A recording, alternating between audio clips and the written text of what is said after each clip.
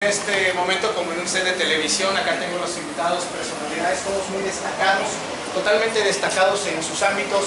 Les agradezco mucho su presencia. Me voy a permitir presentarlos a nuestros participantes en esta mesa de análisis, en este foro. En primer lugar, me voy a permitir presentar al señor Livni Suriel, participante en el movimiento de reforma al artículo constitucional 24 con la organización México Cívico, México Laico. También organizador del foro Laicidad, Estado y Derechos Humanos en el Palacio de Hierro de Orizaba en el año 2016. Es integrante de la PEM, Asociación de Profesionistas y Empresarios de México, así como estudiante de la Facultad de Sociología. Para que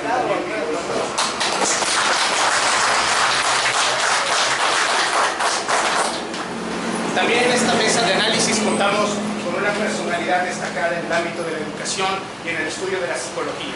César Yamel Jiménez Carrasco, psicólogo en educación especial por parte de la SEP, psicólogo terapeuta, promotor de la educación de izquierda y el autodidactismo. Un aplauso. Rogelio Hernández Castro, una persona en la cual tengo el gusto de conocer en este momento. Me siento muy digno de que usted esté participando y haya decidido ser parte de esta mesa de análisis. Rogelio Hernández Castro, exsecretario general de la CIPSA, Fábrica Textil de Ciudad Mendoza, técnico electromecánico industrial. Un aplauso, por favor.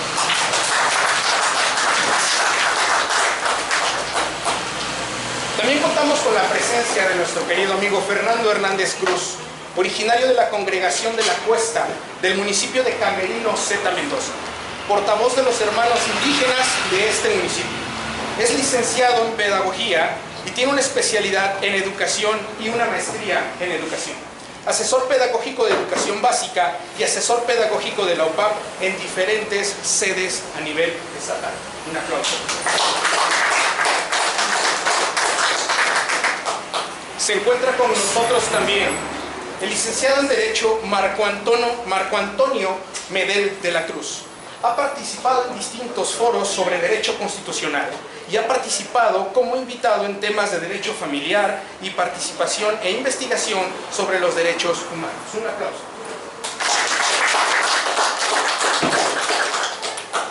Y no podía faltar nuestro anfitrión, para quien vamos a brindarle todas las palmas, Oliverio de la Cruz, quien tiene participación en este foro y ha participado en distintos foros de debate social.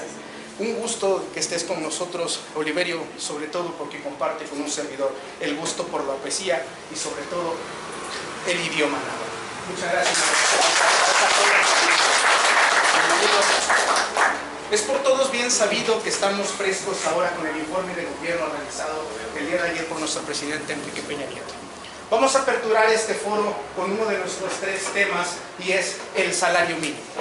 Me gustaría que los participantes pudieran externar sus opiniones acerca del salario mínimo y en consecuencia vamos a tocar el tema de la democracia y de nuestros espacios de expresión.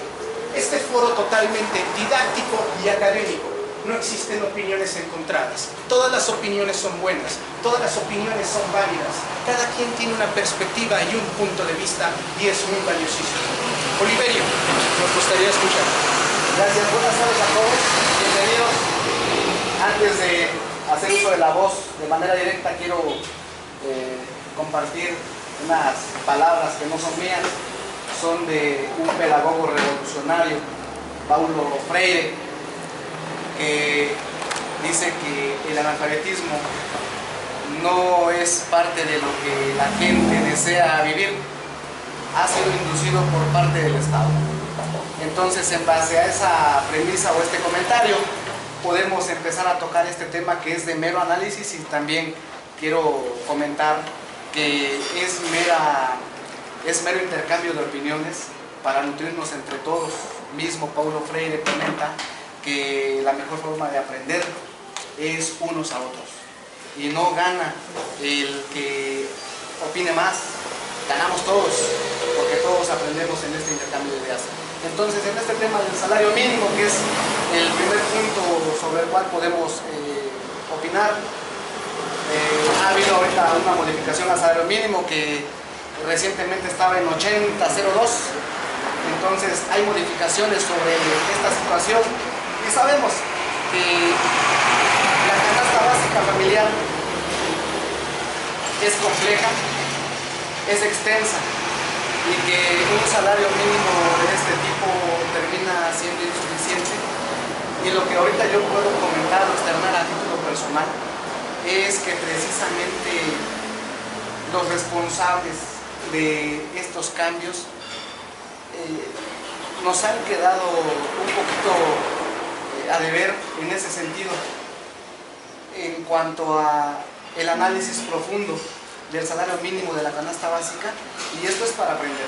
Y yo externo mi punto de vista en cuanto a que los responsables, la clase política, a la cual comparto la idea de Francisco Martín Moreno, de que la sociedad va a cambiar en el momento en el que la sociedad aprenda a respetar a las autoridades, para que las autoridades puedan respetar a la sociedad. Ahorita hay una falta de respeto hacia nuestra autoridad. El ciudadano no respeta a la policía, no respeta al presidente municipal, no respeta al diputado, no respeta al senador, no respeta al gobernador y no respeta al presidente de la República Mexicana. Hay una falta de respeto social y eso impide el progreso de la República Mexicana. Y eso impide también que la clase política respete al ciudadano. Pero entendámoslo como una falta de respeto recíproca, en la cual necesitamos que nuestra clase política tenga respeto a la ciudadanía, que nuestros legisladores tengan conciencia, información fidedigna para estipular leyes que realmente representan al sector social. Y ahí tocamos el punto del salario mínimo. Esa falta de respeto no ha permitido los puntos de convergencia entre la sociedad y entre la clase política. Tenemos ahorita representantes distritales que son nuestros diputados, pero usted me dice si me aplico mucho la palabra, pero en ese sentido los diputados necesitan tener un arraigo territorial para que conozcan la necesidad, conozcan que la canasta básica no se satisface con 8002 o con la modificación reciente que por ahí tuvo al parecer un incremento. Entonces, empiezo este tema con esta premisa de la falta de respeto. Necesitamos respetarnos. Cuando yo respete a mi autoridad, podré exigirle que ellos me respeten a mí y que legislen a mi favor. Pero para ello necesitamos primeramente retomar lo que ahorita está en auge, que es esta temática, y retomo nuevamente a Martín Moreno, en que necesitamos retomar la educación para poder enfatizar el respeto entre sociedad y nuestros gobernantes. Excelente, muchísimas gracias. Buena participación en este punto de vista. Quiero comentarle a los participantes también que en el momento que surja alguna intervención para argumentar lo que están diciendo, pueden también realizarlo. Muy bien, gracias, Oliverio. Tiene la palabra el señor Rogelio. Primeramente estamos hablando del salario. ¿Cómo es que nace el salario mínimo? Todos hablamos del salario mínimo, pero no tenemos conciencia por qué nace el salario mínimo. ¿Quiénes son los que controlan el salario mínimo? Como participante del sector obrero les voy a comentar que el salario mínimo nació a través de una junta tripartita: sector obrero, sector empresarial y sector gubernamental. Ellos son los que nos van rigiendo los salarios mínimos. Ellos son los que dicen cuánto puede subir o qué porcentaje puede subir, supuestamente para no encarecer o subir la inflación que estamos teniendo en ese momento. Pero ellos nada más entienden de números, no de necesidades. Que desgraciadamente también la clase obrera cayó a ese juego. ¿Por qué? Porque impera una terrible corrupción en ese aspecto. Al trabajador lo pusieron en esa tripartita porque es el que iba a regular más o menos las necesidades, no menos fue así. Los maicean y ya después hacen lo que quieren. La Cámara de Diputados era la que estaba empezando a regir todo eso. Pero también se hizo a un lado y ahora ya no existe ni le hacen caso a la comisión tripartita, que así se llama, tripartita del salario mínimo, Comisión Nacional Tripartita del Salario Mínimo, así se llama, y los diputados ya ahorita hacen lo que quieren, ellos son los que ponen el salario mínimo, pero no se rige por las necesidades del trabajador. Estaba ahorita con la revisión del Tratado de Libre Comercio, decían, tanto los empresarios, estamos hablando de empresarios tanto de Canadá como de Estados Unidos, decían, ¿cómo es posible que la hora extra en México te valga 12 pesos cuando en Estados Unidos y en Canadá te estamos hablando hasta de 25 o 40 dólares la hora? Entonces no somos equitativos, entonces no puede haber una competencia de salario en el Tratado de Libre Comercio. También me remontaba a lo que decía Oliverio. Yo siento que el respeto se gana. Desgraciadamente el respeto se fue perdiendo también por parte de las autoridades, no tanto por parte de nosotros. Llega un momento en que las autoridades saben que pueden hacer lo que quieran y nadie les dice nada, nadie les pide cuentas. Si un campesino se roba una gallina, se va 10 años a la cárcel o un año mínimo. Y los de cuello blanco que se roban miles de millones de pesos, ¿a dónde van a dar? Nunca se les hace absolutamente nada. Y tenemos ahorita el caso estipuladísimo de que es Veracruz. Una persona que robó tantos miles de millones de pesos, y no nada más los millones de pesos, le robó la vida a muchísima gente que estaba enferma, a muchísima gente que no tenía la culpa de sufrir ese estudio. ¿Y qué les hace? Y estuvo a punto de salir de la cárcel si no hubiera sido por unos diputados del estado de Nuevo León y uno del estado de Jalisco, ya estuviera libre. Entonces estamos hablando que son cosas que nos llevan, si nosotros no respetamos a las autoridades, pero porque ellos no nos respetan a nosotros. Si el salario mínimo no es el adecuado ahorita incluso el salario mínimo, si hacemos un estudio, debería estar como en 260, 300 pesos más o menos, para que nos alcance. Pero desgraciadamente, la gente, la ciudadanía, somos apáticos. Aunque duela decirlo, somos apáticos. No hacemos nada. Y nos quedamos totalmente tranquilos. Ok, señor Rogelio, muchísimas gracias por su valiosísima intervención. Estaban tocando el tema fundamental de la educación y tenemos un representante digno de la educación tanto a nivel local como a nivel estatal en su momento. César Yamel, ¿qué nos puedes hablar acerca de la educación en el respeto que nos hablan ellos, sobre todo enfocándonos a salud? Bien, buenas tardes a todos. Primeramente, agradezco este espacio, ¿verdad? La invitación a este espacio, y sobre todo lo valoro mucho porque creo que como sociedad deberíamos estar en el ejercicio constante de la crítica con respecto a nuestro sistema político, nuestro sistema social y económico, que es un tema que no podemos desatender. Justamente hablando de la educación, todos ustedes de manera mediática tienen una información de gobierno, pero la pueden contrastar perfectamente con la realidad que se vive dentro de los espacios educativos y directamente con los actores que la llevan a cabo. La reforma educativa, tengo que de cierta manera recurrir a hacer una crítica de esto, que no viene siendo sino la administración del personal magisterial a beneplácito de las intenciones de un gobierno que no es sensible y que está por demás claro que la intención no es elevar nuestro nivel de conocimiento.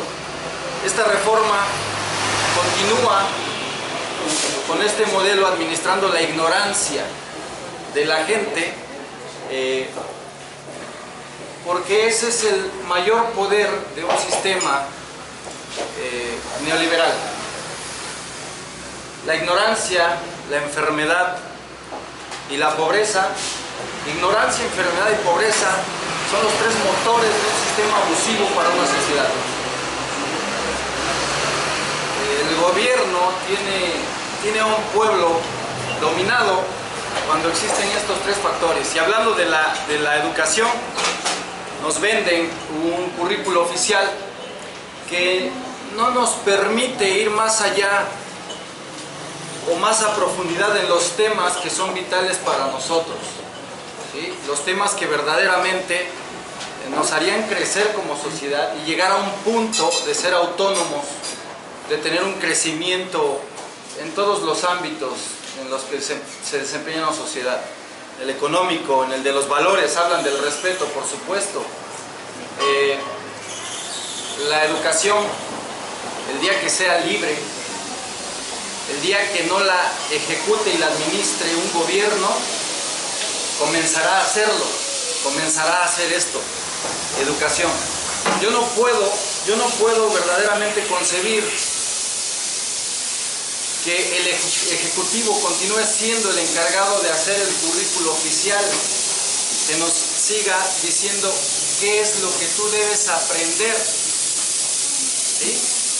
Porque en lo que yo quiero que tú aprendas y lo que yo necesito conocer hay una gran brecha, ¿sí? Yo siempre me he considerado promotor del autodidactismo libre, porque es justamente lo que no vamos a encontrar en las escuelas, y a veces de una manera sarcástica digo que nunca he permitido que la educación afecte mi conocimiento o que la escuela afecte mi conocimiento. Yo creo que con eso prácticamente estoy diciendo mucho de lo que dentro de ese sistema puedo palpar de manera directa, y que obviamente veo las consecuencias que trae consigo el no conocer más allá de lo que nos proporciona nuestra escuela pública.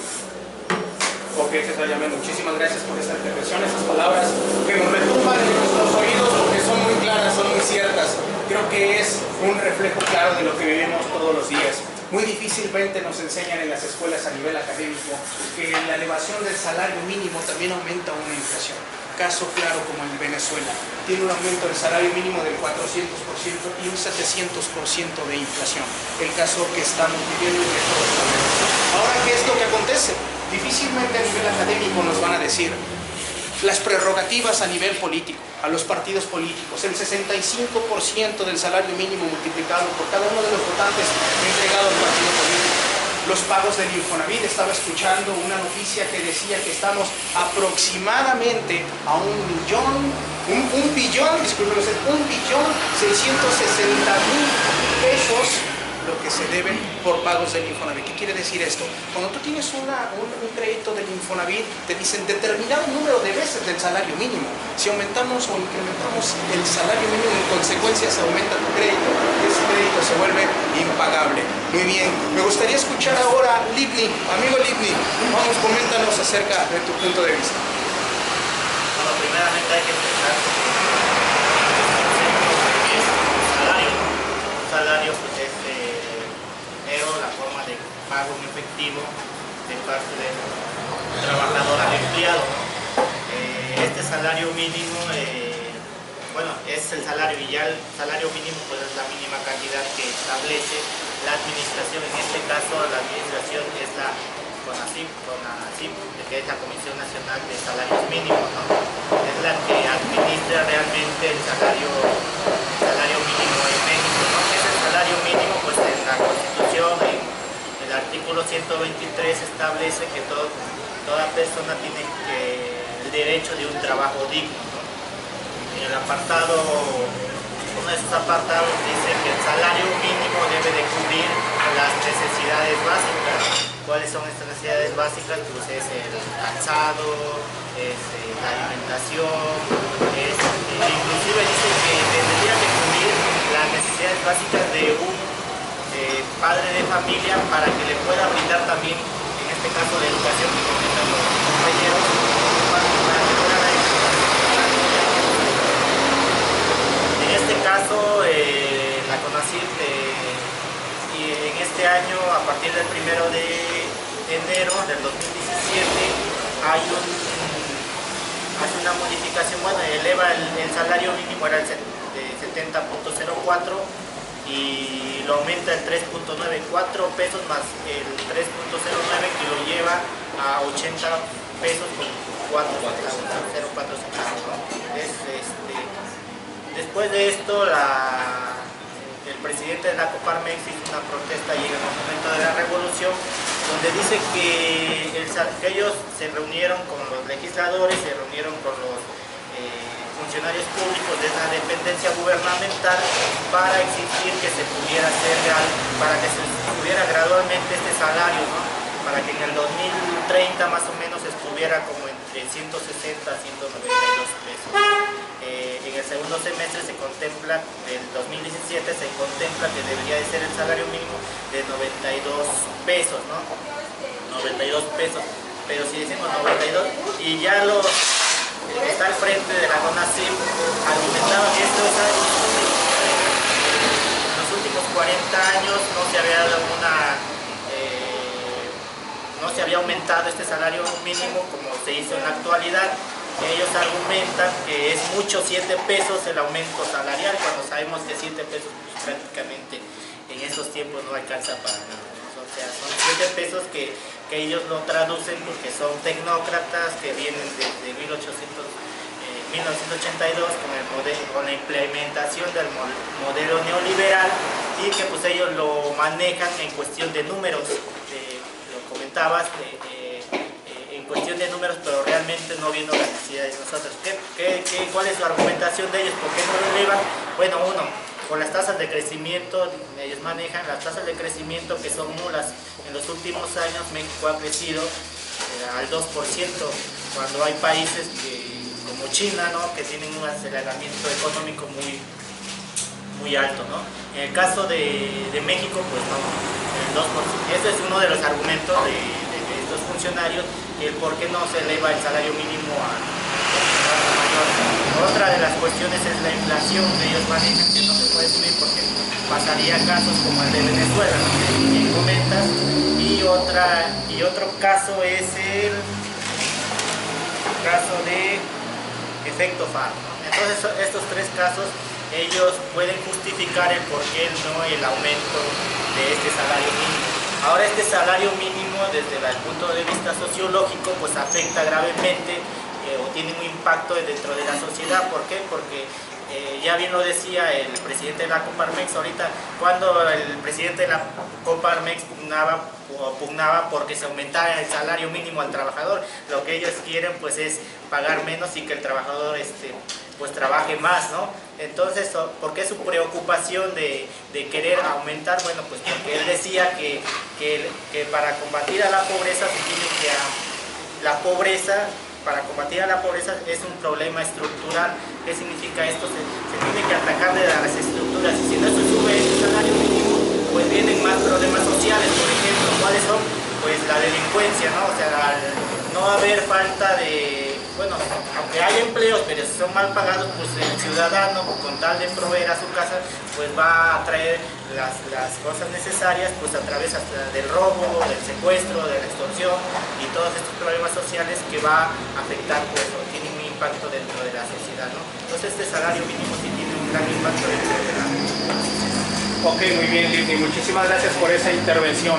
Conociendo desde la parte de lo legal, en la aplicación del derecho, la representación por parte de Marco Antonio, ¿nos gustaría estar presente? Bueno, primero que nada, buenas tardes a todos, gracias por la invitación. Y bueno, salario mínimo. Para el aspecto legal se ha conceptualizado como una unidad de medida de actualización. Esto es a raíz de distintas sentencias de nuestra Corte Suprema, que es una Corte de Justicia de la Nación, a lo que los juristas le estamos llamando la actualización de la política. La Corte, a través de sentencias de emisión de jurisprudencia, ha obligado a los legisladores, a los distintos congresos estatales, e inclusive en el mismo Congreso de la Unión, a legislar en favor de la protección de los derechos humanos. La UMA, que es la unidad de medida de actualización, que es la unidad por la cual se aplica actualmente el salario mínimo, fue concebida como el derecho al mínimo vital. En una sentencia laboralista, precisamente, dice la Corte que para poder garantizar el mínimo de existencia de un ser humano, de un mexicano, se deben tener aspectos como la canasta básica, donde se eroga por el concepto de transporte, por pago de gastos, el medicamento.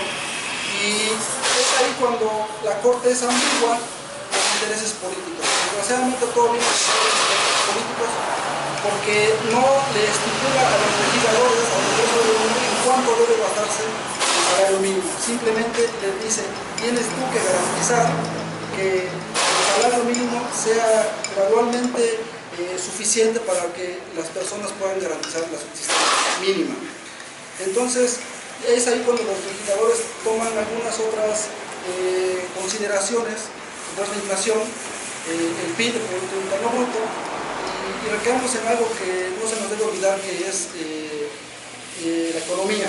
La economía raíz, para mí, desde mi punto de vista, el mayor fraude que legitimizaba, además que ha sufrido la historia de nuestro país, es la privatización de la banca. En 1992, con Salinas de Gortari, cuando empiezan a venderse los bancos, y vemos ahí uno de los primeros fraudes de la década de los 90, y vemos las cortinas de humo, porque en el 92, no sé si recordaremos que se viene la primera o la más grande visita del Papa, utilizando el catolicismo como una cortina de humo, cuando en el Congreso de la Unión se estaba legislando acerca de la reforma constitucional para poder vender la banca mexicana. Se empiezan a vender principalmente a bancos españoles, el 90% de los bancos se venden, y 3 años después, a finales del 94, principios del 95, recordaremos la gran devaluación que sufre el peso mexicano por la mala administración, porque se hace una privatización de la banca, pero no se tiene en consideraciones la legislación de quién será el órgano fiscalizador, el órgano que se encargará de vigilar todos esos bancos. Entonces, en el 95, con la devaluación, se crea el ya conocido Fobaproa. Creo que hasta ahora es el tema que seguiremos practicando en materia de economía, porque es un fraude que hasta la fecha los mexicanos seguimos pagando, y que se seguirá pagando alrededor del 2030 o 2032.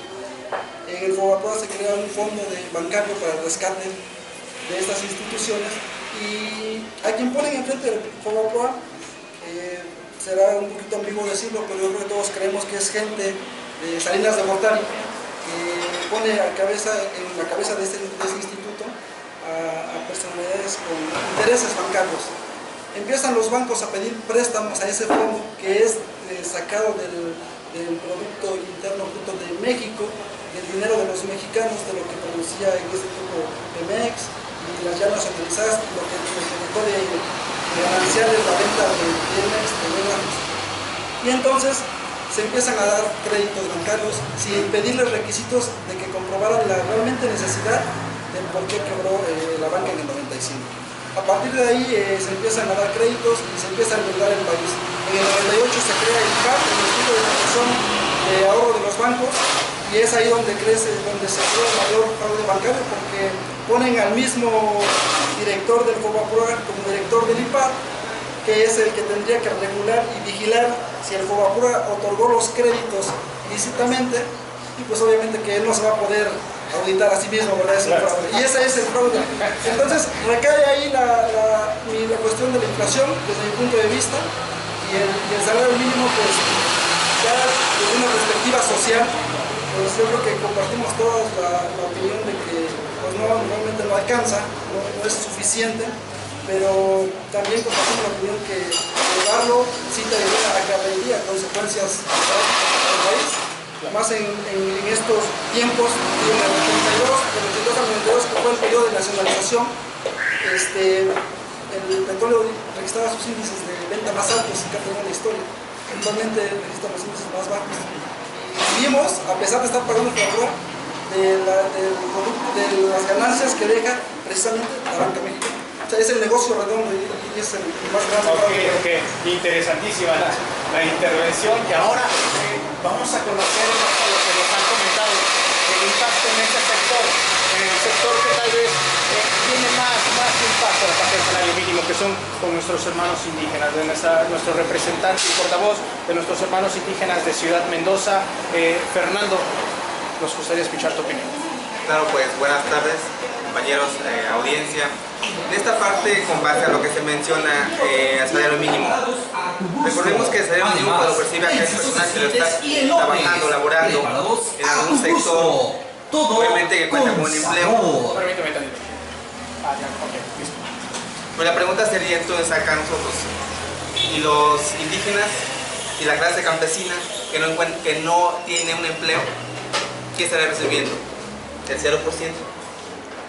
Entonces acá la idea sería también el aumentar los precios de los productos de aquellos indígenas y campesinas que trabajan, realizan sus productos, los exportan o inclusive dentro del mismo estado o la nación los hagan a vender.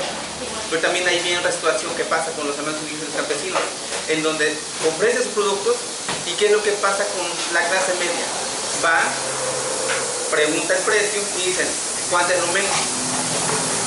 ¿Y qué pasa con esa clase media cuando va a un supermercado? No regatea. Y ya te voy a dar obviamente no hagamos el IVA, pero te voy a dar este redondeo. Ahora también con esto también va a un lado lo que es la parte de educación que mencionábamos. Muchas de las veces de las zonas serranas o las clases más bajas se lleva una educación de pésima calidad, pero no es por la clase de la docencia, no, sino también porque el pueblo lo permite, o lo permitía, mejor bien dicho.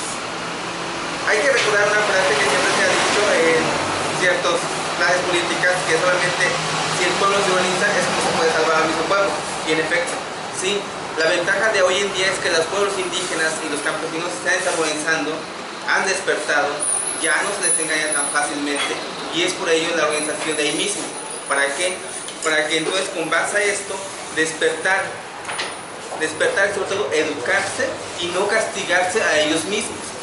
Porque muchas de las ideas de los señores campesinos indígenas es creer ellos con educar a uno de sus hijos con una carrera universitaria, los sacan de pobres.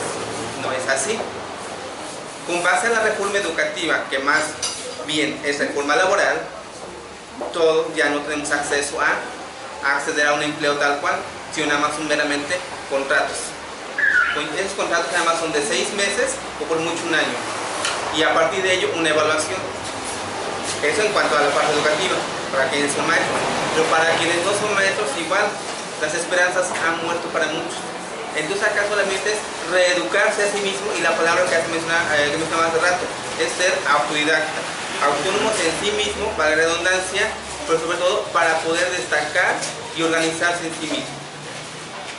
Prácticamente el pueblo, y sobre todo esta parte que yo defiendo y trataré de defender siempre y cuando se me dé la oportunidad, es ya no vivir engañados. Hay que organizarnos y sobre todo tener una buena comunicación. La parte campesina indígena ya no estamos dispuestos a que se nos discrimine. ¿Por qué? Porque esa parte de la discriminación, cuando se baja a la ciudad o donde sea a pedir un empleo, los empresarios o los dueños siempre se fijan y te cuestionan de dónde vienes o qué eres. Sobre todo te preguntan si hablas una lengua indígena, y si pones que sí o aunque pongas que no, pero te ven en los rasgos físicos y te explotan. Y a partir de esa explotación, y como no ha habido trabajo, y es por ello que muchas de las personas, sobre todo indígenas y campesinas, han ido a otro país vecino a trabajar. Y hay de ahí también sufrimientos que pasan, pero más bien en cambio el país no se fija con nuestros alcaldes, ya sea federales, estatales y municipales, no se fijan de las grandes remesas que están enviando, y que gracias a eso, esas remesas, el pueblo o los municipios crecen, y sobre todo las comunidades. Pero muchas veces ellos se paran el cuello diciendo que el pueblo está avanzando, la comunidad está avanzando y creciendo porque ellos están apoyando, y no es así. La realidad es que el pueblo se organiza y es así como puede crecer. Ok, perfectísimo. Muy valiosa la opinión de cada uno de ustedes con el tema del salario mínimo. Eso tiene un impacto totalmente increíble, un impacto totalmente grande en todos los ámbitos. Sabemos que si no existe una economía sólida, una economía sustentable, difícilmente podemos aperturar espacios que a nosotros nos brinden un desarrollo no nada más académico, no nada más económico, sino también cultural y humano. Vamos a tocar el tema acerca de los espacios de expresión. Vamos a conocer qué es lo que está pasando. Contamos con los espacios de expresión adecuados, contamos con el número suficiente de espacios de expresión, de espacios de esparcimiento para la sociedad. ¿Qué es lo que está pasando? La sociedad no hace uso adecuado de esos espacios, no asiste, sí existen, pero no vamos. Ustedes como expertos en cada uno en su materia, me gustaría escucharlos y empezar ahora en esta ocasión por el psicólogo César Yamel Jiménez Carrasco y su valiosa aportación. Bien. Tener un espacio de expresión implica para el gobierno una inversión que todos sabemos que no quiere dar. El arte lo estamos encontrando en las calles. El arte está poniendo un sombrero en una plaza para que le deposite una moneda.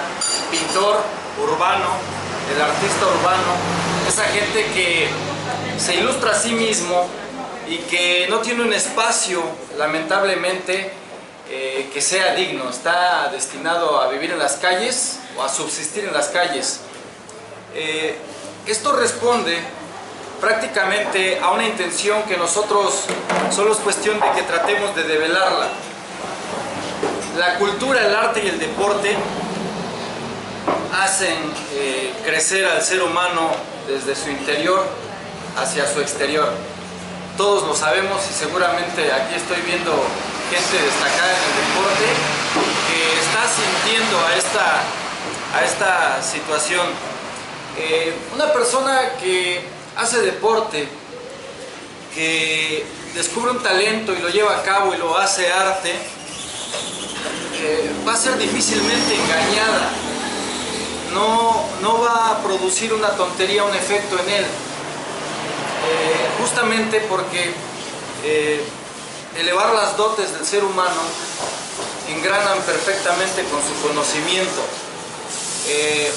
Solo es cuestión de revisar el presupuesto gubernamental para darse cuenta que se destina el mínimo a estos aspectos y cada vez es menos, hasta el grado de agotarlo.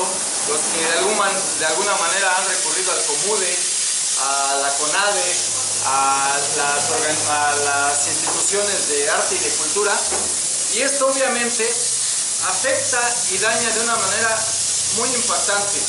Nosotros podemos ver que los museos están vacíos, las bibliotecas escolares durante mucho tiempo han servido para guardar escobas y franelas, pero esto no es algo de lo que nosotros seamos totalmente culpables. Yo no voy de acuerdo con que digamos yo soy el culpable de lo que estoy produciendo, no en la totalidad, porque de cierta manera yo estoy inmerso en un sistema que me va llevando a este resultado, ¿sí? Para mí me parece una ironía que de unos años a la fecha el gobierno se manifestó preocupado por la falta de lectores en México. Somos una gente que no lee. Pero a mí para esto me parece irónico porque el gobierno quiere que seamos lectores en un sistema educativo que mata la curiosidad por el leer. Dice por ahí un experto en educación creativa que por naturaleza el niño inicia la primaria con un amplio deseo de aprender y de leer natural, que para sexto grado lo ha perdido. Le han asesinado el sistema educativo, las bancas, las hileras, los pizarrones tradicionales, a pesar de la modernidad que se vende en los medios de comunicación y que no existe, como la mente de este niño mediante el sistema educativo es mancillada, ¿no? Si no hay lectores, muy difícilmente vamos a esperar que un egresado de un bachillerato tenga el deseo de hacer arte, de vivir y producir arte, cuando de cierta manera el sistema no está trabajando para esto. Yo siento que la escuela tiene mucho que ver para que una persona aproveche y genere sus propios espacios de opinión, de expresión, y sobre todo aprendamos a exigir que los haya como un beneficio ciudadano también, ¿no? Ahorita esta es la muestra de que estamos aquí por una organización personal, ¿verdad? Hemos sido invitados por una cuestión libre de organismos políticos o de instituciones, por el simple deseo de estar, de criticar, de analizar. Y bueno, yo creo que esta ha sido la historia durante mucho tiempo a lo largo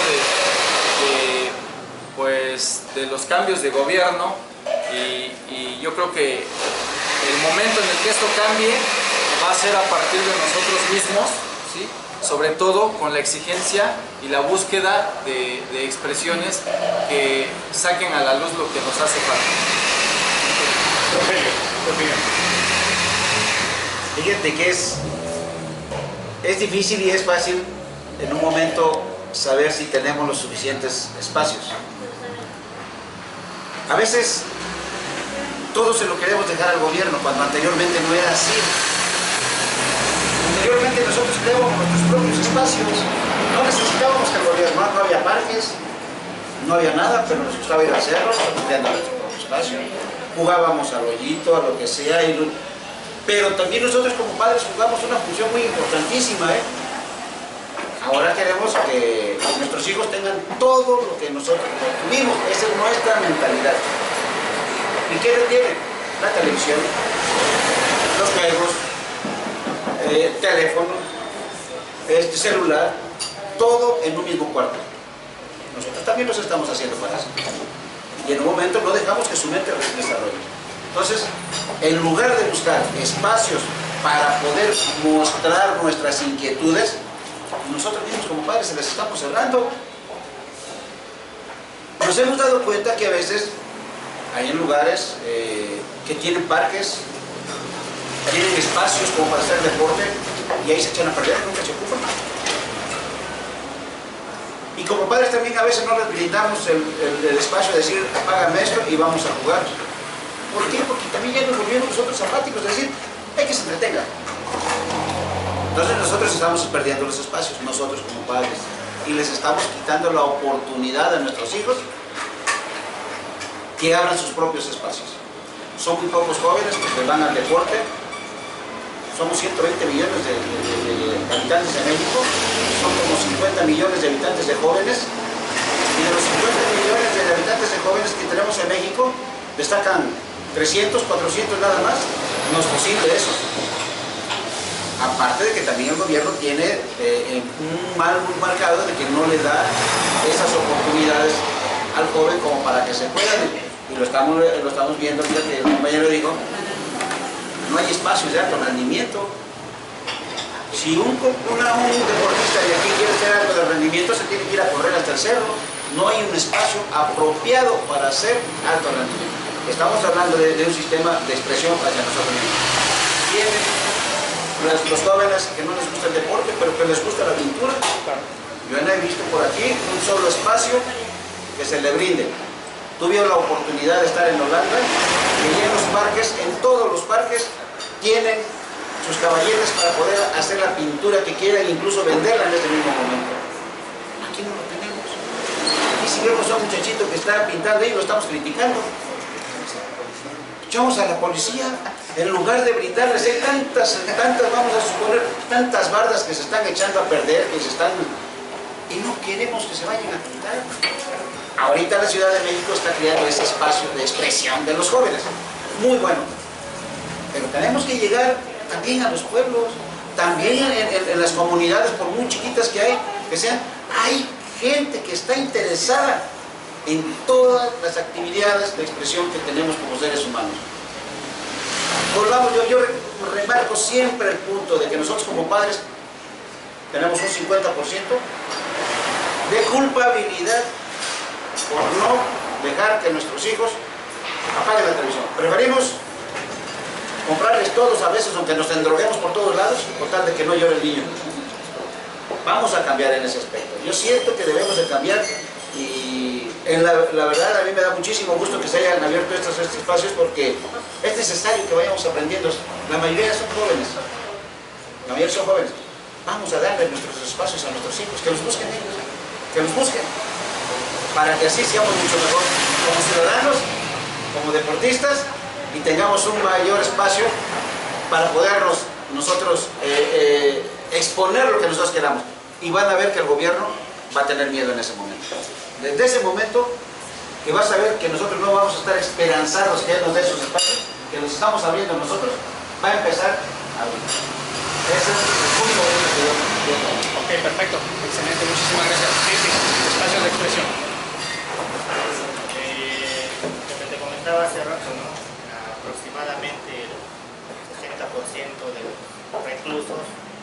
actualmente son jóvenes de entre 18 a 30 años, un sector importante de la sociedad que son los jóvenes, pues al no tener o al ir perdiendo esos espacios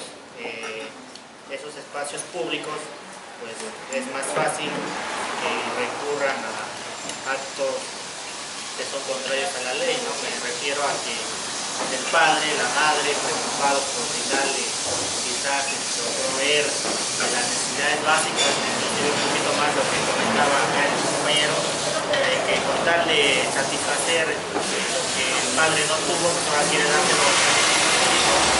Entonces eso permite a lo mejor que papá y mamá los dos ahora tengan que salir a trabajar. ¿Qué pasa cuando el papá y la mamá, quién se hace responsable de los jóvenes?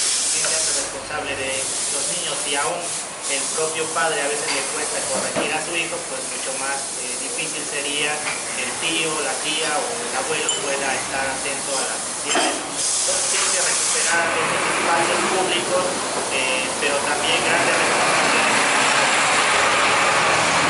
El gobierno, pues obviamente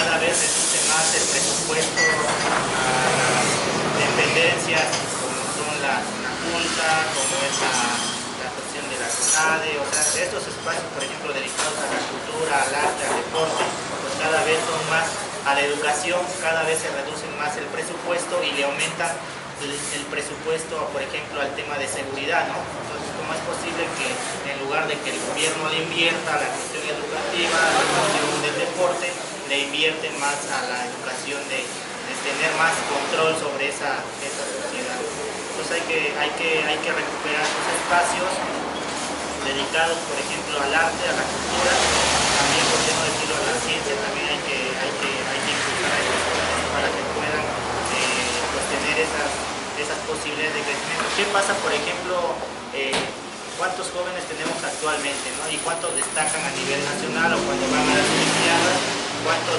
destacan, ¿no? Es un porcentaje mínimo, pero también todo esto, ¿no?, se debe a la ola de corrupción que hay dentro de las instituciones de cualquier ámbito. O sea, eso permite que a lo mejor al amigo del compadre, a mi amigo, que está cercano a mí, pues es al que le dé la oportunidad de crecimiento. Sin embargo, hay muchos jóvenes por ahí que tienen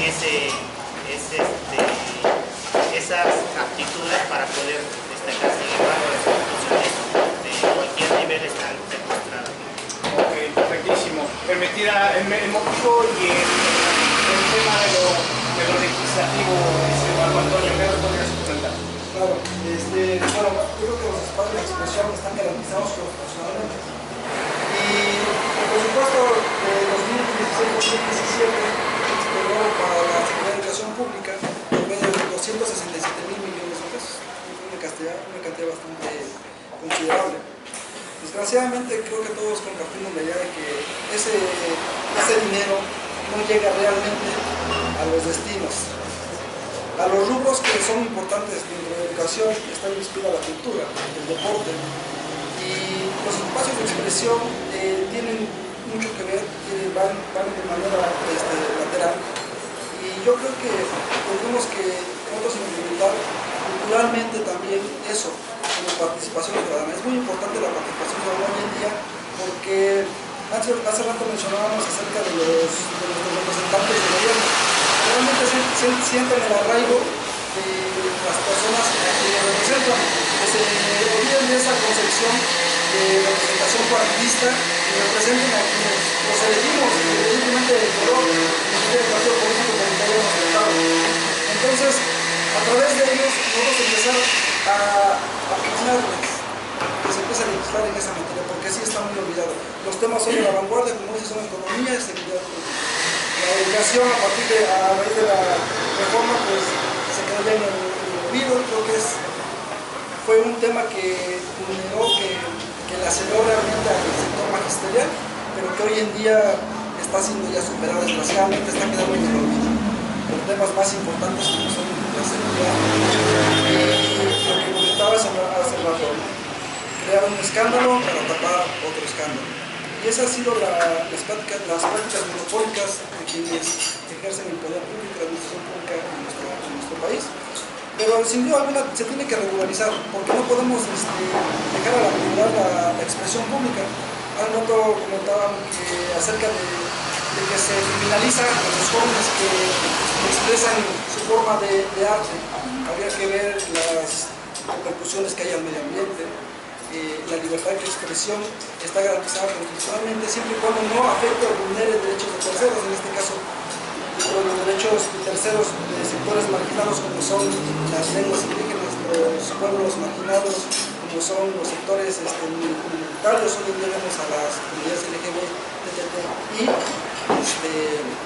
y son distintos sectores, ¿no? La libertad de expresión tiene que ir siempre con el principio de respeto a los derechos humanos, poniendo como base de los derechos humanos a la vida, y a raíz de que tanto nosotros los ciudadanos en convergencia con el Estado podamos crear ese respeto, tener la dignidad por encima de todo. Yo creo que se puede satisfacer ese tema, ese rubro de los espacios de expresión. Yo creo que prácticamente todo. La dignidad para mí es el paradigma hoy de la cuestión.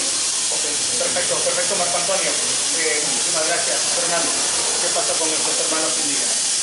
En ese aspecto, cuando mencionan, cuando estamos platicando de los espacios de expresión, pues también, obviamente también veo tocan el tema de espacios de recreación sobre todo. Los espacios de recreación en la zona urbana sí los existen, los hay, solamente a mi juicio están mal manejados. No se han administrado como debería de ser, no se propicia esa parte y difundir las artes como debería de ser. Para las zonas indígenas y marginadas, algunos espacios los hay en algunas localidades. La cuestión acá es que no se les da las bases para que se practiquen ciertos deportes. Me refiero en cuanto a espacios de recreación. La otra parte de los espacios de expresión, para las zonas marginadas no los hay. Y cuando digo espacios de expresión, voy al rescate de las costumbres, tradiciones y sobre todo la gran cultura que tenemos los indígenas y los campesinos. En esta cuestión considero que se debe de rescatar, preservar y difundir, no solamente a nivel municipio o a nivel comunidad, sino que eso debería de ser a nivel estado e inclusive nacional, y muchas de las veces porque también se puede llevarse a cabo a nivel internacional. ¿Para qué? Porque recordemos que México es conocido y rico sobre todo por las lenguas indígenas que existen en el país, y no nada más el náhuatl. Bueno, aclarando acá que el náhuatl es una de las principales lenguas que existen, que representan al país, pero hay más lenguas indígenas.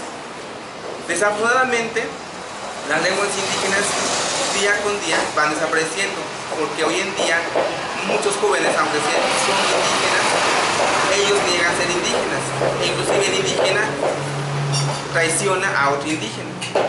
A lo que vamos acá. Entonces, por ello, lo que yo buscaba tratar es rescatar, preservar y conservar y difundir lo que son las tradiciones, pero sobre todo para los medios de expresión. Es cierto, en la televisión o medios de comunicación ya se está llevando a cabo los mensajes en lenguas indígenas, pero eso es porque gracias a la organización en otros estados que han llevado a cabo los hermanos indígenas y han logrado ciertos derechos, y que inclusive en los libros de texto gratuitos también vienen en cuanto a lenguas indígenas. Solamente acá es cuestión de que cada estado se enfocara en esa parte para seguir rescatando y preservando. Ok, perfectísimo, Fernando, muchísimas gracias. En todos los sectores sociales, políticos, académicos, tenemos que ver cuáles son aquellos dirigentes los que hacen verdaderamente su trabajo y por los cuales nosotros estamos eligiendo. Estos temas fundamentales, y en este espacio que estamos teniendo a bien realizar para que podamos expresarlo, vamos a cerrar con este último tema, que es la democracia, que viene a complementar muy claramente los dos temas anteriores, y me gustaría escuchar la parte legislativa. Hay algo importantísimo, un ejemplo muy claro en el Estado de México: está ganando la democracia o está perdiendo la democracia. De 11 millones de votantes se eligió un candidato con 5 millones de votantes exclusivamente. 40% aproximadamente de la gente sale a sufragar y a lugar su voto. ¿Qué nos dice su idea de la ley? Bueno, la democracia es el paradigma de México, ¿no? Realmente nosotros tiene un consenso acerca de si existe realmente democracia o semidemocracia. Esto a raíz de los políticos. Hace rato mencionabas acerca del presupuesto que tienen los partidos políticos y muy cierto, el 65% de la organización claro, para el total de personas registradas en el padrón electoral son aproximadamente 81 millones de mexicanos y que nos da la cantidad de 3.740 millones para acciones ordinarias lo que se les reparte a los partidos anualmente. Aparte se les da otras prerrogativas, aproximadamente son 4.120 millones de pesos los que se les dan.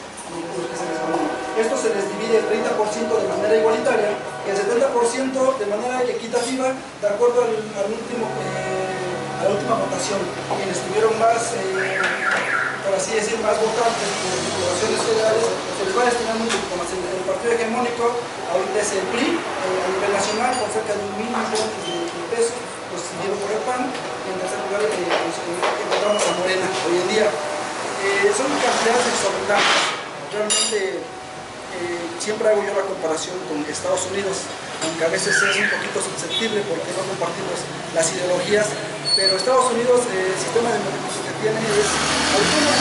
Ahí sí permiten la participación empresarial.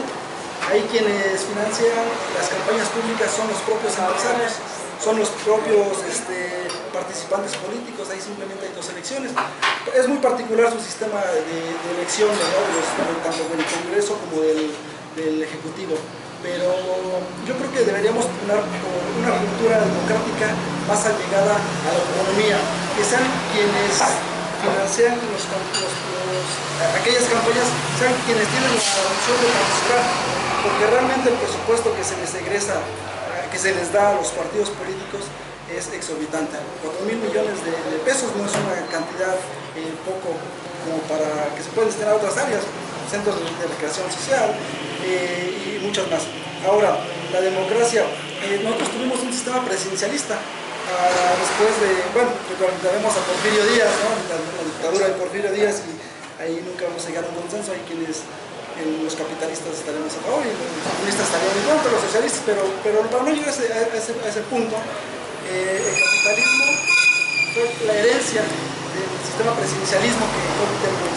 Recordemos que por 70 años el partido hegemónico, el PRI, gobernó con un sistema de sucesión presidencial. Era el mismo presidente de la República quien elegía a su sucesor, que regularmente era su secretario de Estado. La ruptura fue hasta el año 2000. A partir de la década de los 60 se crean a través de los congresos las primeras acciones de inconstitucionalidad, y es aquí donde muchos criticamos a los diputados plurinominales, pero quien conoce la historia debería saber que se les agradece a ellos el verdadero ejercicio de la democracia o semidemocracia que hoy se vive, porque sin esos diputados plurinominales no se habían interpuesto las primeras controversias constitucionales para poder erradicar esa autoritaria que ejercía el Ejecutivo Federal sobre todo el Estado llamado país, llamado México. Entonces, hoy en día yo creo que hay que regularizar esa parte de ponerle más filtros al poder legislativo para que quienes realmente ejercen ese poder sean personas que lo que mencionamos un rato, que se sientan arraigados, que realmente representen los intereses sociales, porque somos un país que se divide en tres sectores: el norte, el centro y el sur, y son culturas totalmente distintas. Yo siempre pongo un ejemplo cuando platico de esto y digo que en Alemania, que es un país de occidente muy pequeño, ha sido exitoso el sistema federativo, que es el que tenemos nosotros, por una simple razón. Si en Alemania el gobierno sale en propaganda política y dice: voy a dar durante cada 3 meses cobijas, va a ser exitoso, porque en Alemania 11 meses y medio de los 12 del año hace frío. En México esto es imposible. Debemos empezar a legislar de acuerdo a lugares donde estemos parados, porque si nosotros repartimos cobijas para todo México, pues probablemente es el norte del país, pero pregúntale a los de Veracruz y Chiapas, no nos van a mandar muy lejos. Cuestiones como esas de tecnicismo, que desgraciadamente son muy difíciles, nuestra Constitución no lo manda, porque el artículo 123, el artículo 73 y el 27, si nosotros lo leemos, son tecnicismos, prácticamente son una ley sobre otra ley. Y deberíamos hoy, haciendo el comentario, en 2017 estamos celebrando el centenario de nuestra Constitución, una constitución que ha sido más manoseada que nada. Tenemos alrededor de 700 reformas, cuando la Constitución norteamericana tiene 10 enmiendas. Nos da un margen de cómo los gobernantes han ido moviendo la Constitución para satisfacer sus propias, no son necesidades, sus propias conveniencias políticas y económicas y demás. Entonces yo creo que deberíamos empezar, el Poder Legislativo está la base, porque ahí, a partir de nuestra norma fundante, que es la Constitución, podemos regular la administración pública, podemos regular el destino de los recursos, podemos gobernar la seguridad pública. Vaya, podemos sembrar las bases de la organización político-social que necesita México. Excelente, Marco Antonio. Muy excelente tu participación. César, desde tu perspectiva, democracia. Democracia. ¿En manos de quién está la democracia? Todos quisiéramos creer que está en nuestras manos como pueblo, pero las circunstancias político-electorales han cambiado y muestras recientes hay bastantes.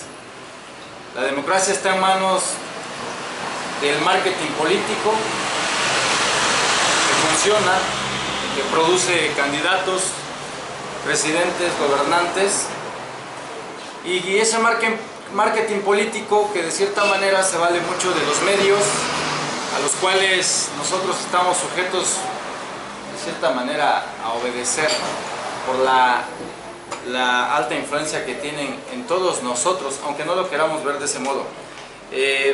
La manipulación de las necesidades para motivar el voto, lo sabemos de sobra. Ya les decía que los recursos de los que se vale un gobierno para llevar una tendencia político-electoral son la pobreza, la ignorancia y la enfermedad. Díganme si en un estado de estos tres que yo les digo, no vamos a estar susceptibles de ir con la marea que nos pinten como la mejor, ¿no? Administren los medicamentos de la gente enferma y yo creo que van a obtener de ellos lo que ustedes quieran. Administren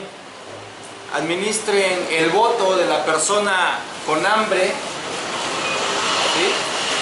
Y estoy seguro que no necesitan de mucho marketing para lograr un objetivo electoral.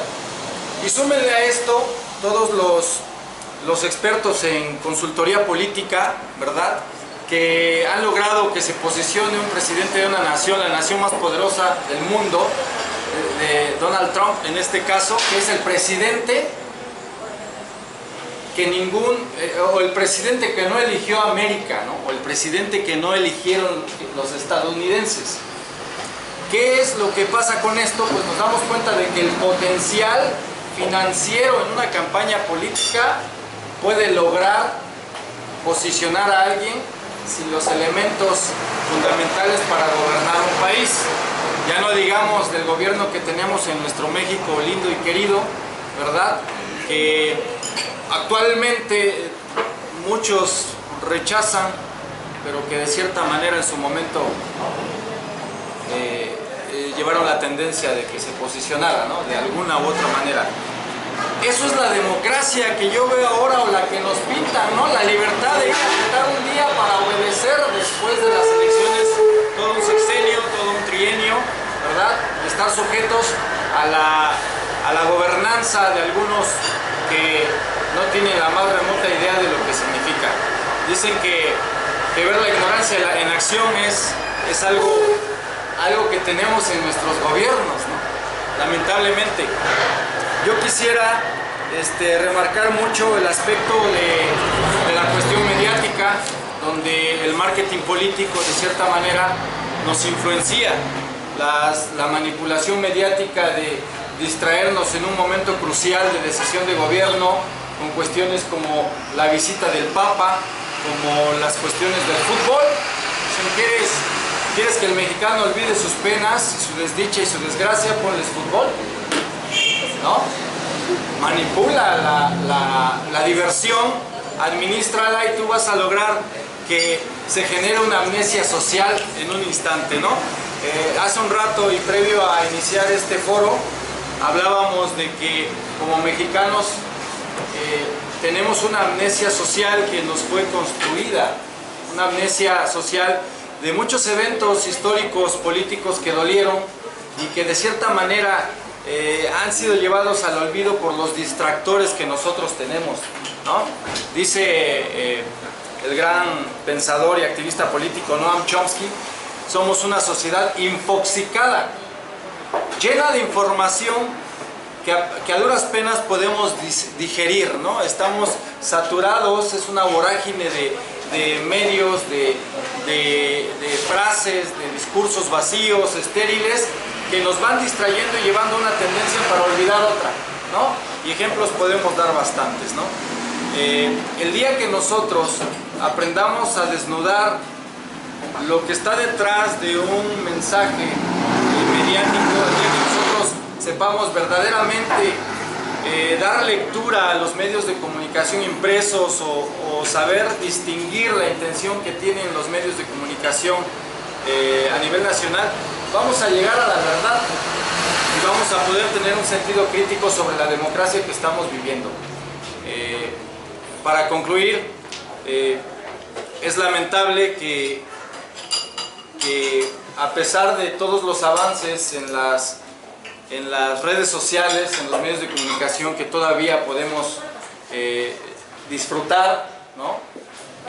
Sigamos con una tendencia que es llevada hacia un destino que nosotros no queremos, ¿no? Entonces, yo invito a todos a que nos dediquemos un poco a ver lo profundo y no lo superficial de todo lo que nos venden en los medios de comunicación. Perfectísimo, César. Ya me un mensaje muy sensible, muy elocuente, muy llegador. Fernando, tu postura ante la democracia. En su debido momento y cuando surge la palabra tal cual democracia, existió. En México considero que también lo fue. Y me quiero referir prácticamente a la etapa de Benito Juárez. En esa parte pues analizaba uno de los escritos de él y cómo empezaba a analizar a la gente y a también ese aspecto. Se veía, ya los seguidores o los que iban al lado de él eran muy contentos. Y en donde sí se veía esa palabra. Después de eso viene la parte del porfiriato, que también había rasgos de la democracia, digamos, de esa parte. Pero de ahí en fuera se perdió en muchos aspectos.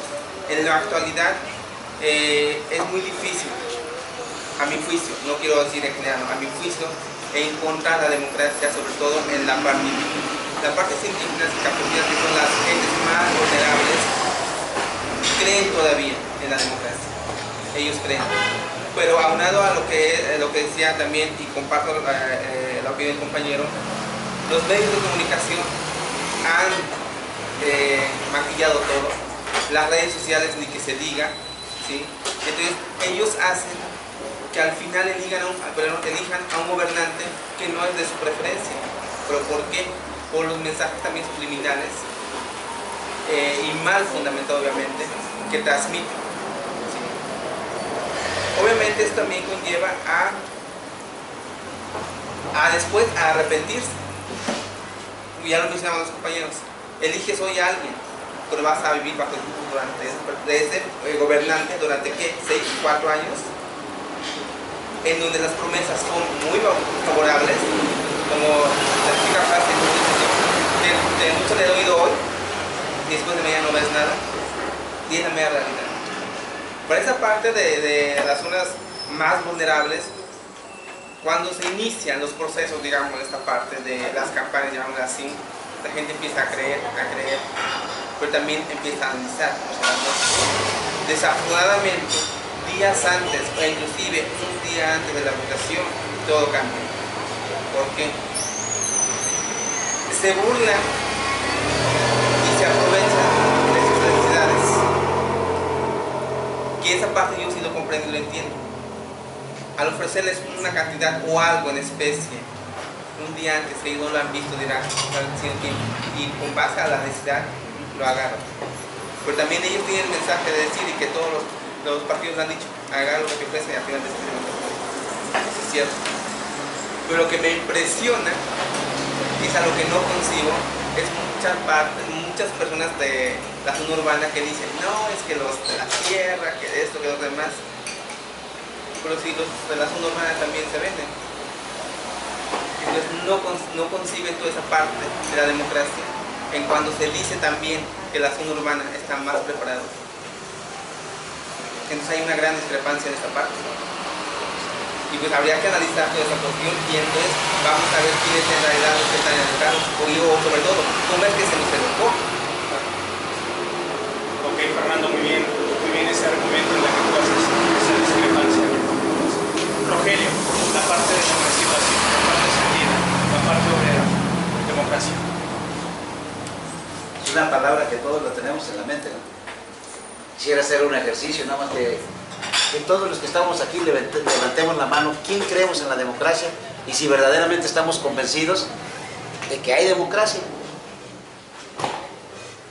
Y nos vamos a dar cuenta que casi nadie va a levantar la mano. ¿Por qué? La democracia debe ser la libertad que tenemos cada uno de nosotros para poder elegir lo que queramos, en todos los ámbitos de la vida. Mas, sin embargo, no es así.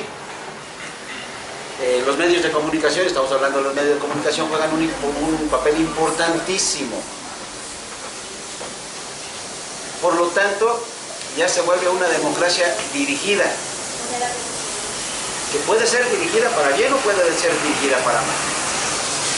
Si hablamos de una democracia dirigida para bien, es que porque va a haber una disciplina con la cual todos tenemos que compartir en nuestra vida la disciplina. Es cuando yo lo concibo como una democracia dirigida para bien. Pero a toda la sociedad nos conlleva más la democracia dirigida, pero para controlar algo, controlarnos a nosotros mismos. Y no nada más los medios de comunicación, nosotros mismos también concluidos, estamos inmersos en eso. Y del momento en que recibimos una despensa, un puesto, lo que tú le quieras llamar. ¿A qué se le puede llamar a eso? Ya no se le llama democracia, yo le llamo corrupción. Y que es lo máximo que tenemos en toda la sociedad mexicana. Y lo decía el presidente, el mismo presidente lo dijo. Prácticamente la corrupción la llevamos en la sangre, fíjate lo que dijo un presidente de México, que prácticamente los mexicanos vivimos en la corrupción y que prácticamente lo llevamos en la sangre. Si eso dice un presidente, es que porque está convencido que sí es cierto. Porque ellos son los que conllevan precisamente todo eso, porque ellos son los que tienen el poder para poder hacer toda esa porquería. Yo le llamo porquería porque no se le puede llamar otra cosa. Por lo tanto, no estamos inmersos en una democracia, ni siquiera dirigida, porque todavía no tenemos esa capacidad de demostrar o de decir qué es una democracia. Nos falta muchísima cultura para llegar a una democracia. Supuestamente la democracia más perfecta es Estados Unidos, supuestamente. Tenemos Alemania, pero ¿qué es lo que hace Estados Unidos? No es una democracia, es un miedo que mete a todo el mundo para que lo respeten. Yo estudié unos años en el ejército y me decían en el ejército, si no te respetan, que te tengan miedo. Eso es lo que nos marcan en el ejército. Y esa es la democracia aquí en México. Nosotros le tenemos miedo a los gobiernos. Hablas mal y ya te están matando. ¿Cómo es posible que nosotros o nuestros gobiernos, yo no, nuestros gobiernos, critiquen lo que está pasando en Venezuela porque no hay democracia? Pero si aquí matan más periodistas que en todo el mundo, nada más porque hablan en contra de un político o de sus familiares o de los ricos. Vaya, ni siquiera en Siria se mueren tantos periodistas como acá y que andan inmersos en una guerra, ¿eh? Entonces, en México no hay ni democracia, mas sin embargo, para mí se impera la corrupción. Es uno de los puntos que yo pienso que tienen que tratar. El día que se controle la corrupción y que tenemos que jugar un papel muy importante.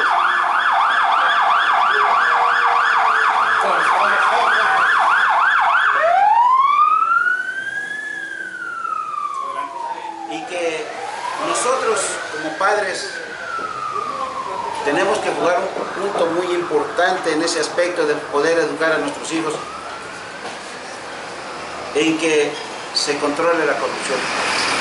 porque la corrupción empieza en la casa y de ahí se esparce para todos lados. Y desgraciadamente, como dijo el presidente, ya cuando se tiene la sangre, se vuelve uno desvergonzado.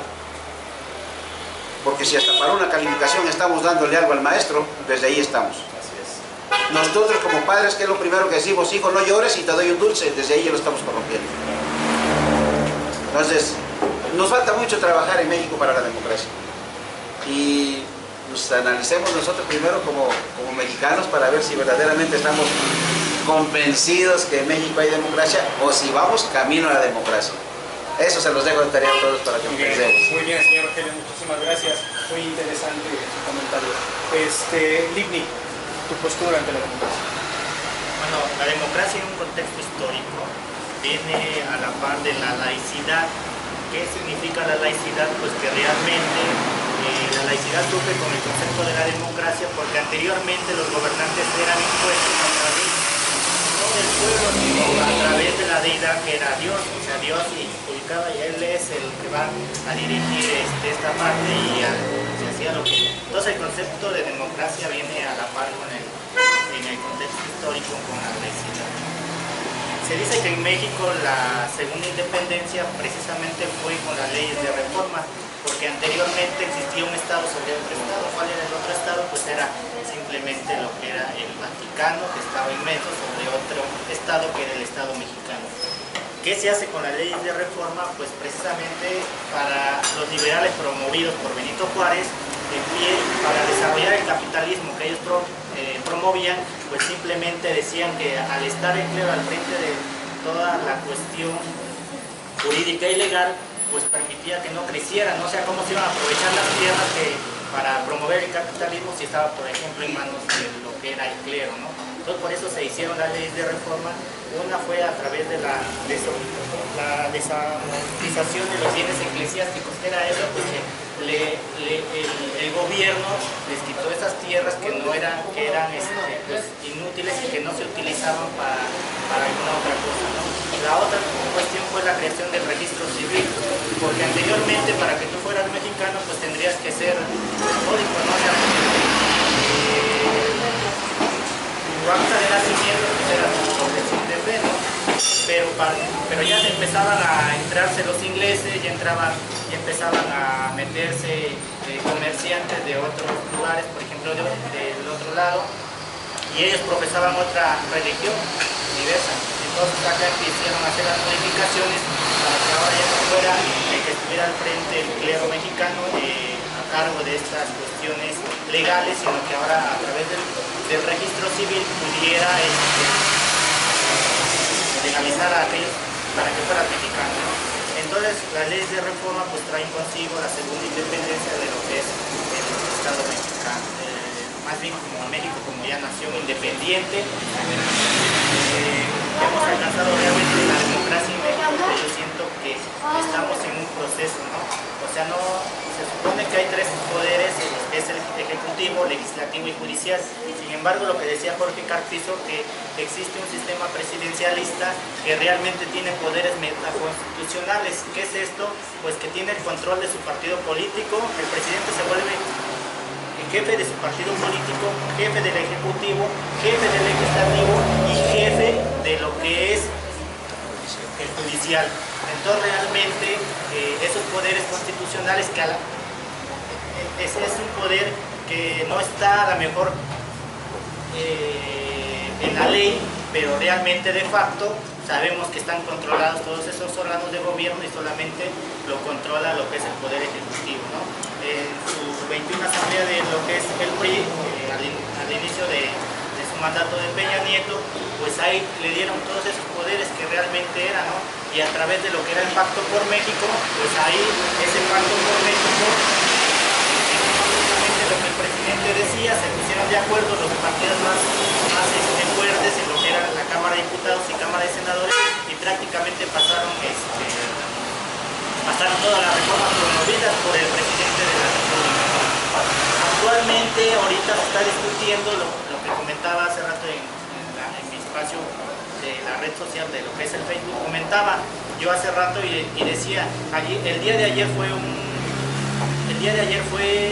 muy trascendente en la cuestión política. Porque ayer inició el periodo ordinario de sesiones de lo que es la Cámara de Diputados y la Cámara de Senadores. Días anteriores, lo que era el coordinador de la bancada priista en el Senado, Emilio Gamboa Patrón, había dicho que la Junta de Coordinación Política le correspondería a su partido, de igual manera la presidencia de la mesa directiva le correspondería a su partido. Sin embargo, se dio ante la negociación del PAN y lo que era el coordinador de la bancada en el Senado, el legislador Fernando Herrera, propuso dos propuestas, valga la redundancia, y a dos mujeres por un periodo de medio año cada una. Sin embargo, fue rechazada e impusieron a lo que es el calderonista Ernesto Cordero como presidente de la mesa directiva en el Senado. Suena como que algo de hasta risa da, porque fue promovido, es un panista que fue promovido por el Partido Verde, por el PRI, parte del PRD e inclusive hasta por el PT, ¿no? O sea, fueron impuestos y curiosamente no fue votado por sus compañeros panistas que a cargo de Fernando Herrera rechazaron esa propuesta. Inclusive a Ernesto Cordero le dijeron que era un traidor a la democracia, ¿no? O sea, entonces ahí es el claro ejemplo de que es una moneda de cambio de lo que les comentaba, que el presidencialismo tiene poderes metaconstitucionales para influir en todas las bancadas de las diferentes fracciones parlamentarias. Y al imponer a Ernesto Cordero, ¿qué significa? Pues que más adelante se discutirán temas de gran relevancia política en nuestro país, que es nombrar al nuevo fiscal general de la nación, que la ley contempla en el artículo 102 constitucional, que tiene su pase automático el último procurador general de la República, que es el priista Raúl Cervantes, ¿no? O sea, ¿cómo va a ser un órgano autónomo encargado de impartición de justicia nombrar a alguien cercano al grupo cercano del que es el presidente de la República? O sea, ahorita actualmente es senador por licencia del PRI, ha sido defensor de las reformas estructurales en la Cámara de Senadores, ha sido abogado, priista y círculo muy cercano al presidente, y se supone que la fiscalía que van a crear va a ser un órgano independiente, autónomo de lo que son los poderes actualmente que ostentan el poder. Y entonces con esto es un atentado a la democracia mexicana, ¿no? Que está en vías de desarrollo. Entonces estos días son de gran relevancia política porque se discutirán temas muy importantes en el ámbito legislativo. Más atolito con el dedo. Más atolito con el dedo. Ok, muy bien, señores. Y nuestro anfitrión, Oliverio, quien esta noche tiene bien de abrirnos este espacio, este foro en Secretos Café, nos gustaría nos ayudaras a concluir, a cerrar este tema de la democracia. Sí, gracias. Bueno, yo quiero remontarme un poquito más atrás, en el México precolombino, y tocamos el punto de democracia, y con esto, a título personal, no considero que haya existido. En el México precolombino, quien tenía la autoridad eran los tlatoanis. Ellos decidían, llevaban el mando en todo lo que fue, lo que hoy es México, que en su momento fue la colonia.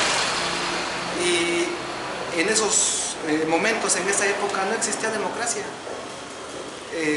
Era una forma de gobierno propia. Ellos la entendían muy bien. La democracia, como la conocemos en el concepto que marca el diccionario y que pues se enseña en las escuelas, y por ahí retomamos otra vez al México engañado y la historia enseñada al revés, que nosotros como mexicanos tenemos apenas 17 años empezando a practicar la democracia. Antes de esos 17 años no ha habido apertura a la práctica democrática, y esos 17 años son con la alternancia que se da con Vicente Fox. Fue la primera alternancia democrática que se permite, y que aún así estuvo detrás de la simulación, y sabemos nosotros esa parte histórica. Quiero comentar que, por ejemplo, Platón concebía el concepto de democracia como actos de moral y justicia que deben ser encaminados para promover que las leyes sirvan para hacernos felices a todos, pero que la ley debe ser aplicada al gobernado como para el que gobierna. Entonces la democracia es ese instrumento que no ha servido, porque no ha existido. ¿Y por qué en otros países caemos y por eso elegimos esos temas junto con eso? Porque van de la mano. ¿Por qué hay avance en economía? ¿Por qué hay avances en democracia? ¿Por qué hay avances en la sociedad? Pues fácil, ellos llevan practicando la democracia más de 100 años.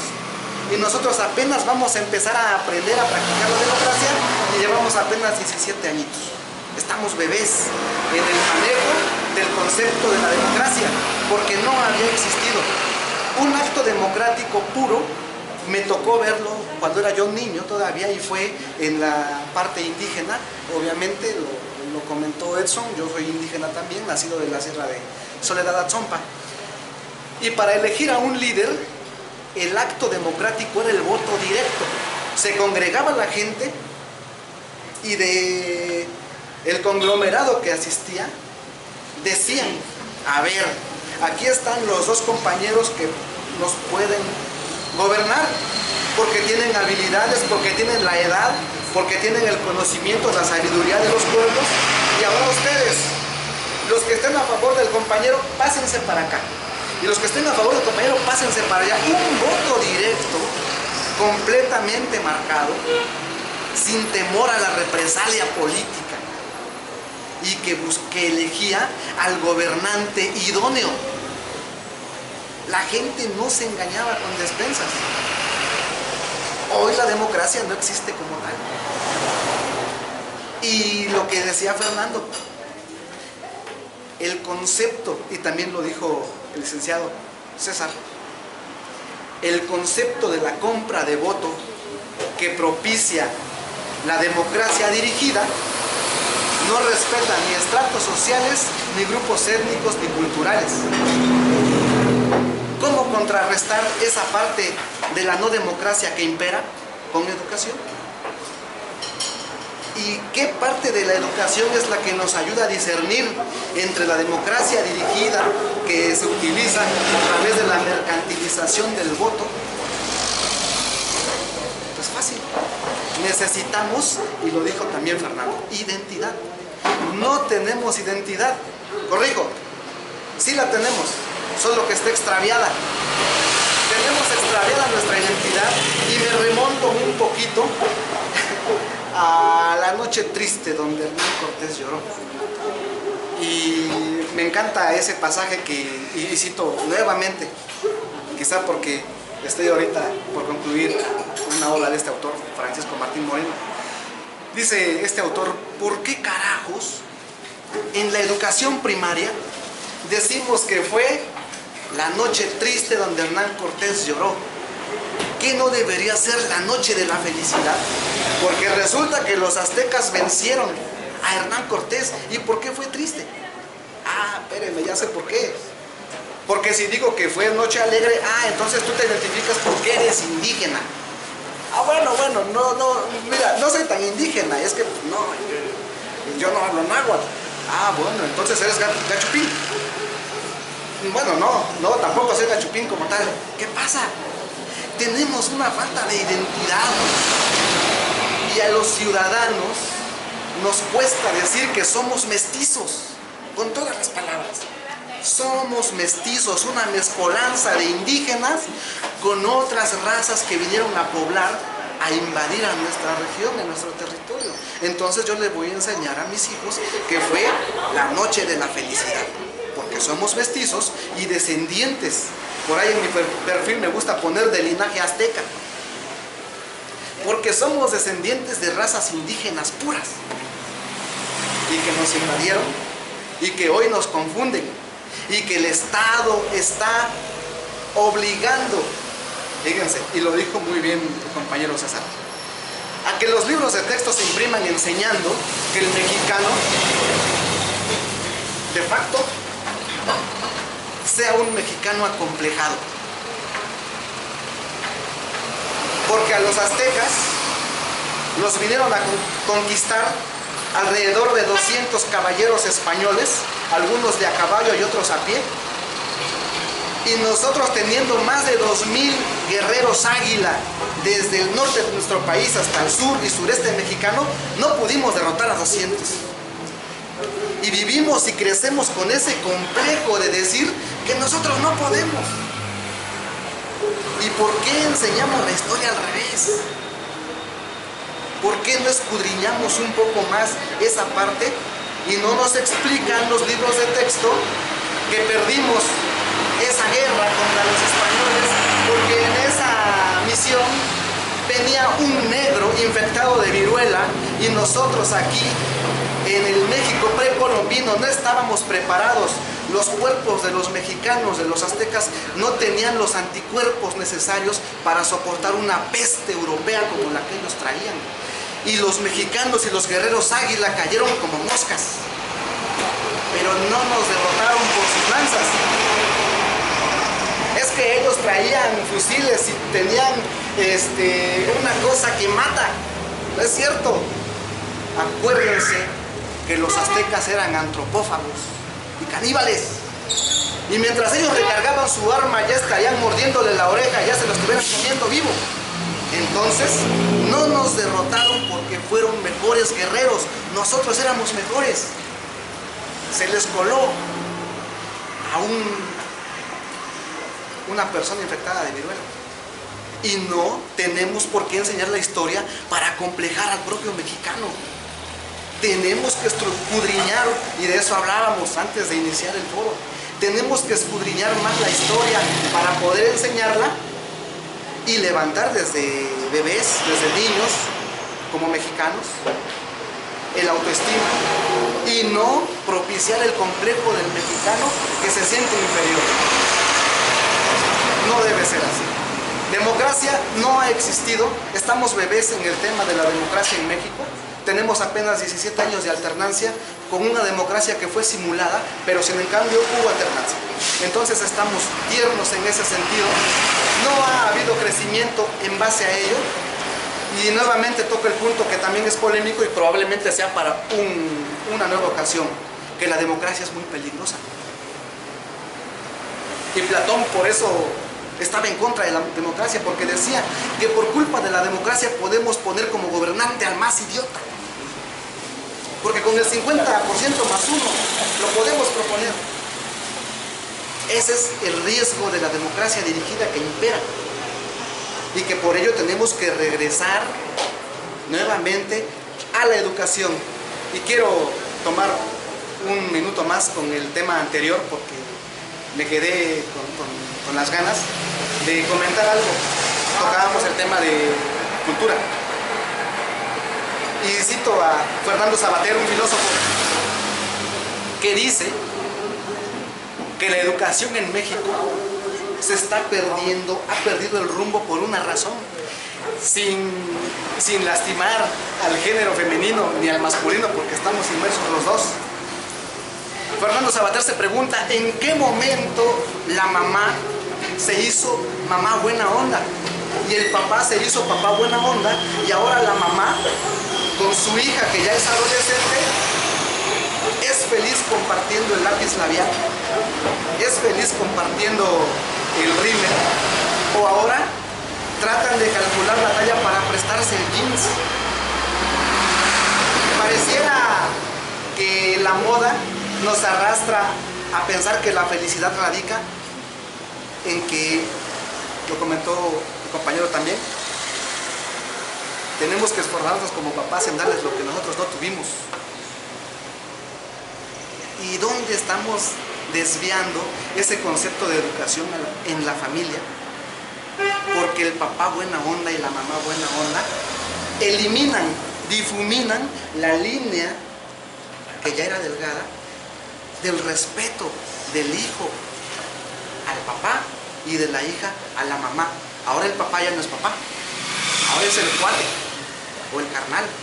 Y la mamá también ya no es mamá de la hija, es su amiguis.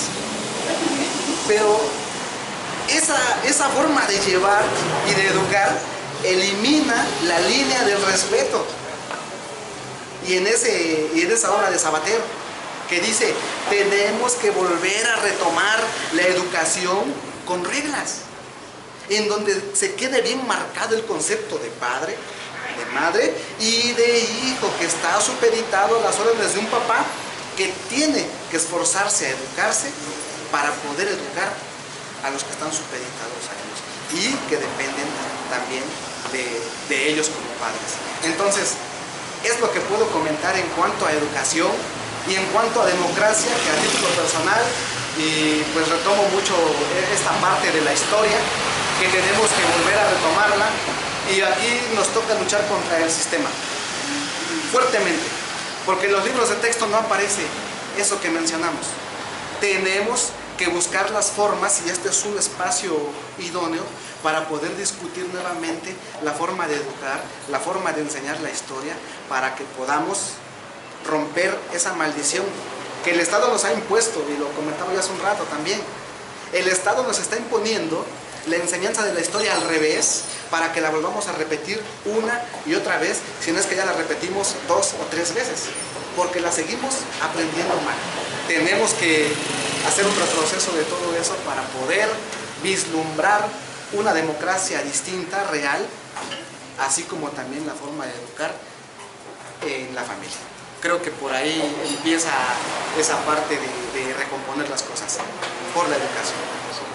Ok, perfecto. Oliverio, muchísimas gracias. Un aplauso para todos ustedes.